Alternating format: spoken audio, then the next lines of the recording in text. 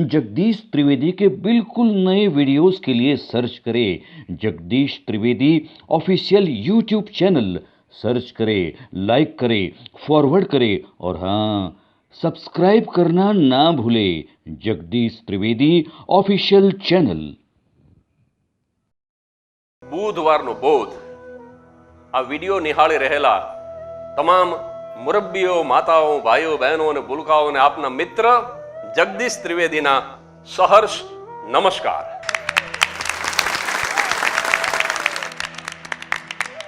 વર્ષો પહેલા હું દિવ્ય ભાસ્કરની અંદર વાચકોના સવાલોના જવાબ આપતો 2008-9ની સાલમાં।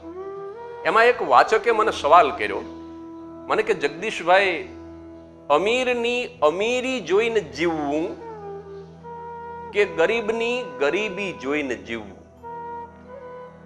એક અઠવાડિયા સુધી મારા મગજનું દહીં થઈ ગયું, કારણ કે હું એમ પણ ન લખી શકું કે અમીરની અમીરી જોઈને જ જીવવું, તો શું ગરીબ સામે ન જોવું? ગરીબ સામે તો પહેલા જોવું જોઈએ।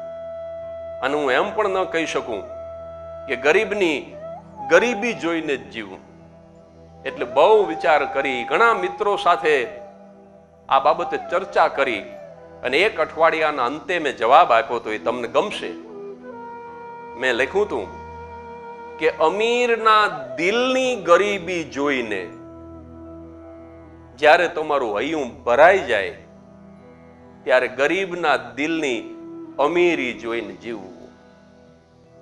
કારણ કે આશરો એનો હાવ છે નાનો ને આબ જેવો આવકાર, આ અંગ નો હોય ઉજળા એના, પણ તમે દિલ જોજો દરિયાવ, ઝૂંપડીએ કોક તો જાજો, તમે એના મહેમાન તો થાજો। આપાભાઈ ગઢવીની અમર કવિતા। અમીરમાં અને ગરીબમાં થોડો તફાવત છે। પદ્મશ્રી ભીખુદાનભાઈ ગઢવી એક બહુ સરસ વાત કરે છે અમીર અને ગરીબના તફાવતની।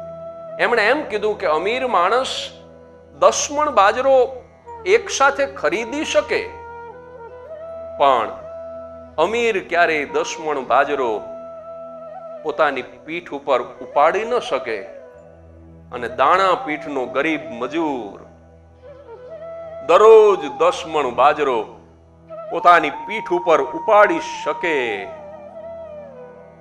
પણ કરુણતા તો જુઓ, જિંદગીમાં કોઈ દી એક સાથે એ 10 મણ બાજરાને ખરીદી ન શકે। જો આમ આમ આમ કેવો તફાવત ઈશ્વરે મૂક્યો છે।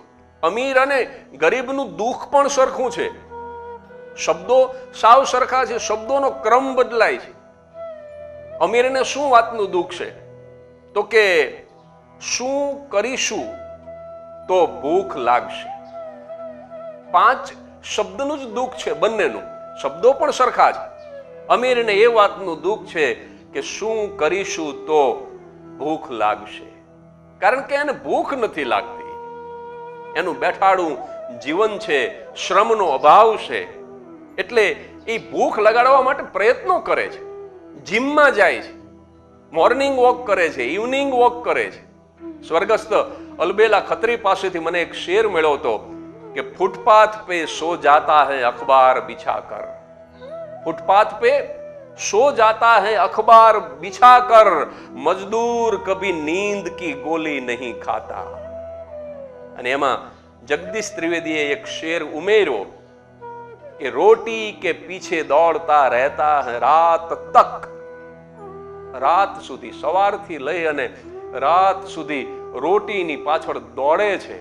रोटी के पीछे दौड़ता रहता है रात तक, मजदूर कभी शाम को चलने नहीं जाता।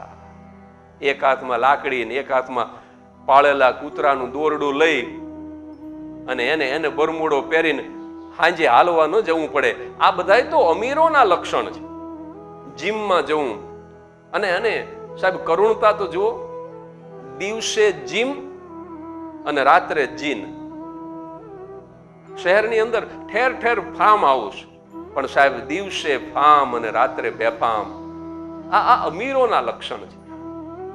એટલે અમીરને દુઃખ એ છે કે શું કરીશું તો ભૂખ લાગશે, અને ગરીબને દુઃખ એ છે કે ભૂખ લાગશે તો શું કરીશું। એને ભૂખ તો લાગે છે, પણ એની પાસે ભોજન નથી. અમીરની પાસે ભોજન છે તો એને ભૂખ નથી લાગતી.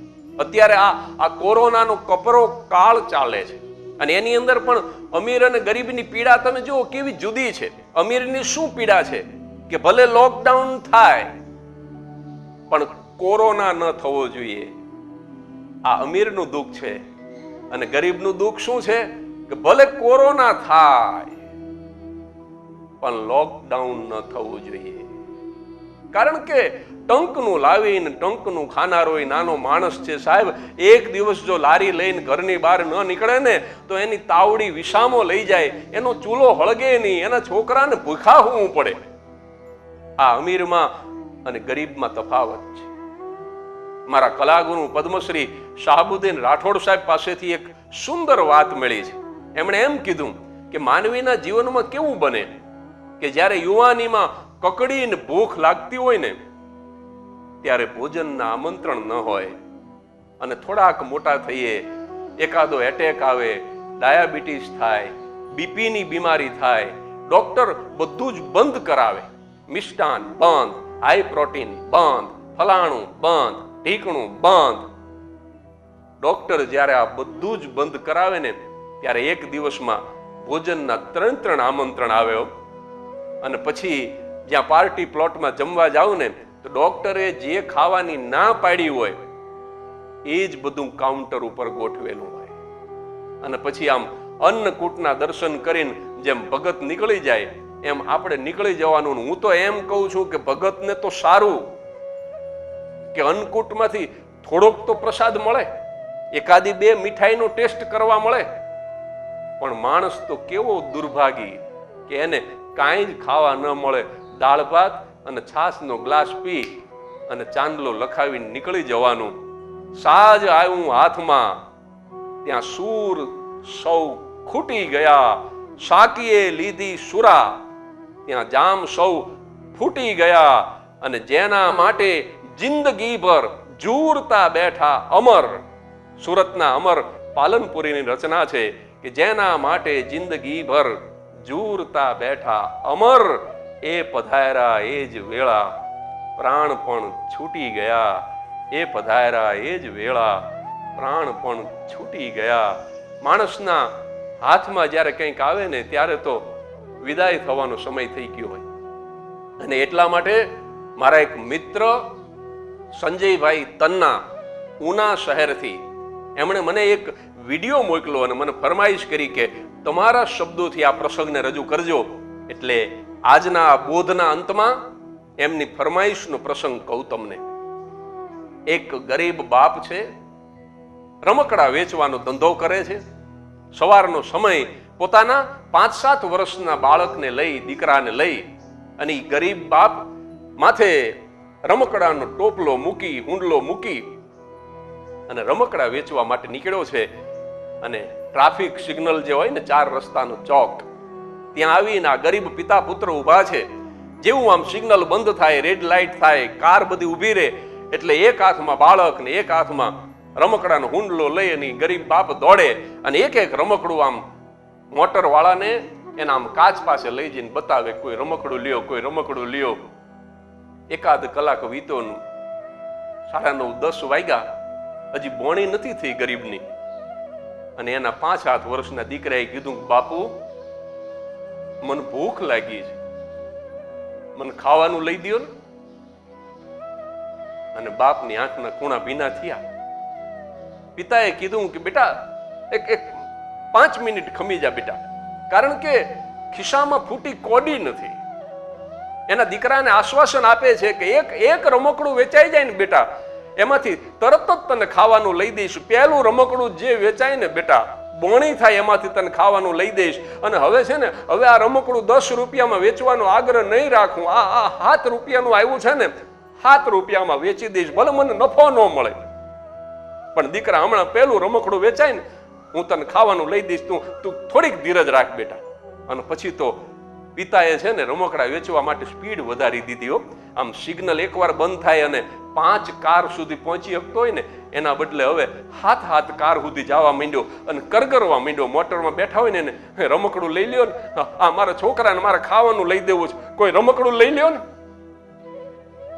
અને એમાં એક મોટર પાસે જઈ અને પિતાએ કીધું કે મારા છોકરાને મારે ખાવાનું લઈ દેવું છે, કોઈ મને બોણી કરાવો ને, એક રમકડું લઈ લ્યો ને.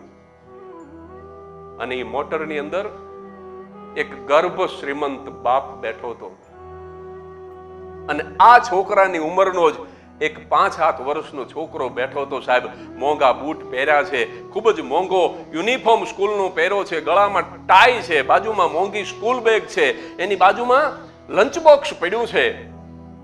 અને ગર્ભ શ્રીમંતના બાળકે એના પપ્પાને કીધું કે પપ્પા મને રમકડું લઈ દ્યો ને.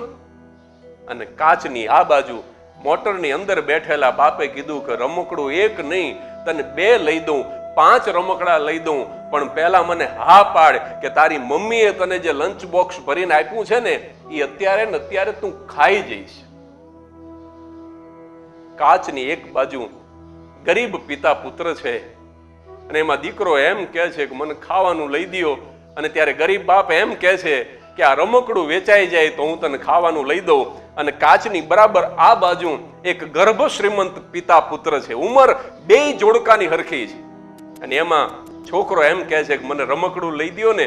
અને ત્યારે બાપ એમ કહે છે કે તું જો ખાવાનું ખા ને તો હું તને રમકડું લઈ દઉં. સાહેબ, આ બાજુ ભોજન છે પણ ભૂખ નથી, આ બાજુ ભૂખ છે અને ભોજન નથી. આ તમે વાસ્તવિકતા તો જુઓ. જ્યાં સંપત્તિ છે ત્યાં સંસ્કાર નથી, અને જ્યાં સંસ્કાર છે ત્યાં સંપત્તિ નથી. આમ જુઓ ને તો આ ગરીબ પિતા પુત્ર અને અમીર પિતા પુત્રની વચ્ચે ખાલી એક કાચ જ છે. આમ જુઓ તો બહુ ઓછું અંતર છે. અને આમ જુઓ ને તો આપણા સમાજમાં અમીર અને ગરીબની વચ્ચે એક ન પૂરી શકાય એવી ખાઈ છે. સાહેબ, આવી જ કોઈ વાત લઈ આવતા બુધવારે ફરી હાજર થઈ જઈશ, રાત્રે બરાબર 9 ટકોરે. ત્યાં સુધી પરિવાર સાથે પ્રસન્ન રહેજો અને હા, નિરોગી રહેજો.